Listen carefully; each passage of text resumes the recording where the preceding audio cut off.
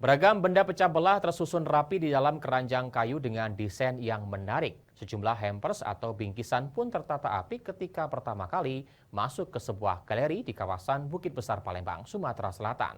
Bisnis hampers ini terbilang menjanjikan setiap hari raya Idul Fitri. Dan berikut liputan selengkapnya untuk Anda.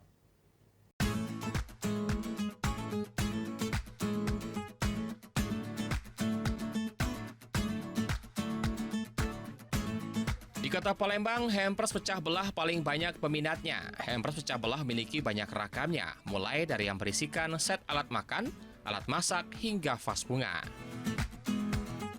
Via Rahmah, salah satu warga kota Palembang mengakui hampers pecah belah ini menjadi salah satu barang yang menarik untuk diberikan kepada orang terkasih maupun kolega pada momen menyambut Hari Raya Idul Fitri. Bagi sebagian besar masyarakat, memberikan hampers pecah belah ini bukanlah hal yang asing lagi. Salah satu tempat usaha hampers pecah belah yang ada di kawasan Bukit Palembang ini sudah mulai memproduksi beragam jenis hampers pecah belah sejak awal bulan Ramadan tahun ini. Pengusaha hampers pecah belah Yulianti mengakui di awal Ramadan saja ia sudah menerima ratusan pesanan hampers pecah belah dan kini ia bisa menerima 1.000 lebih pesanan hampers pecah belah.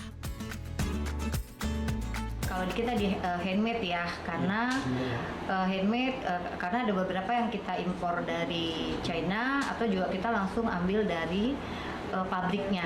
Kita sih kalau untuk kemasan kita memang buat dari awal. Jadi benar-benar dari yang kotak ataupun dari yang hampers itu kita ada kebetulan ada pengrajinnya sendiri. Kita kalau paling termurah untuk harga dari 65.000, paling mahal kita 1,8. Itu yang lampu dari import ya dari China. Di parcel sama hampers buat dikirim ke keluarga sih. Kita lagi buat Untuk lebaran. Di sini bagus-bagus, barangnya premium juga, terus harganya worth it lah. Untuk harganya, satu item hampers pecah belah dibanderol dengan harga bervariasi, mulai dari yang termurah Rp65.000 hingga Rp1,8 juta. Dari Palembang, Bambang Irawan, iNews melaporkan.